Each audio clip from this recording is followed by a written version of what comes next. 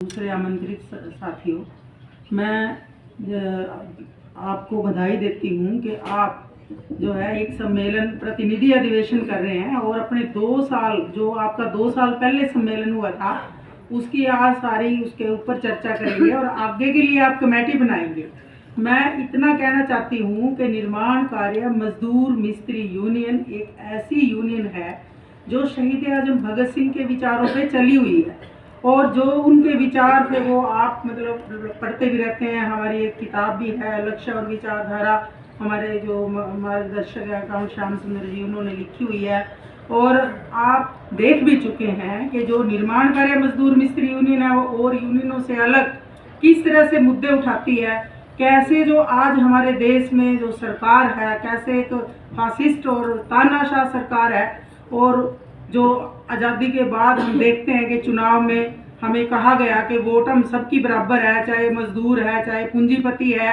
और आज हम देखते हैं कि वोटों के लिए मजदूरों को सबसे ज़्यादा बेवकूफ़ बनाया जाता है। हरियाणा में भी जब हरियाणा के इलेक्शन हुए तो उनको जो है उनके खातों में निर्माण मजदूरों के खातों में पैसे भेज दिए, आपको पता होगा, और भ्रष्टाचार भी पूरा चला। और उसके बाद इसी भाजपा इसी सैनी सरकार ने हजारों मजदूरों की कापियां सील कर दी थी, रद्द कर दी थी। आपकी जो निर्माण कार्य मजदूर मिस्त्री यूनियन है वो बधाई की पात्र है, आप बधाई के पात्र हैं कि आपने सरकार को मुंह तोड़ जवाब दिया और उसके ऊपर आपने जो है वो जो रद्द की गई थी कापियां उनको बहाल कराया और उसके ऊपर कार्रवाई चल रही है और भी चल रही है। इसी तरह से मतलब की स्थिति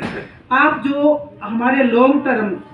यानी कि जो हमारे आज मौजूदा व्यवस्था के अंदर हमारी समस्याएं हैं, हमें जो छोटे छोटे लाभ दिए जाते हैं वो भी सरकार नहीं देती, सिर्फ चुनाव के समय देती है। बिहार में आपने देख लिया 40,000 करोड़ रुपए में मजदूर गरीब महिलाओं की वोटों को खरीदा गया। तो इसलिए जो शहीद आजम भगत सिंह ने कहा था कि मजदूरों को कैसे यानी कि शोषण विहीन समाज बनाना है, कैसे पूंजीपतियों का राज नहीं आना चाहिए, और आज हमारे देश में पूंजीपतियों का राज है। 1947 से लेकर आज तक कॉरपोरेट ने सब चीजों पे कब्जा किया हुआ है, शिक्षा पे स्वास्थ्य पे सारा किया हुआ है, और ये लोग ऐसी नीतियां लेके आ रहे हैं। आज देश में अभी नई श्रम शक्ति नीति आई है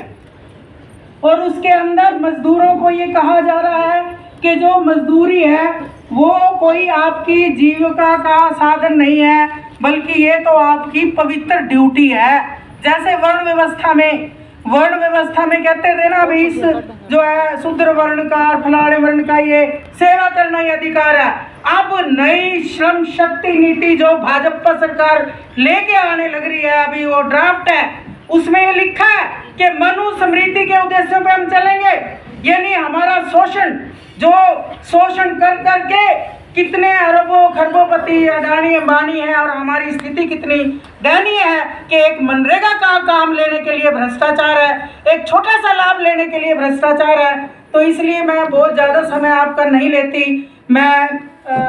चाहती हूँ कि भी आप अपने नेताओं को जो इस संघर्ष में आपके साथ हैं, आप लोग हैं डेलीगेट्स हैं, अपने विचार रखने हैं, आपके बीच में जनरल सेक्रेटरी की रिपोर्ट पेश होनी है, आपने नई कमेटी का गठन करना है जो इस सरकार को मुंह तोड़ जवाब दे सके। इसलिए मैं बहुत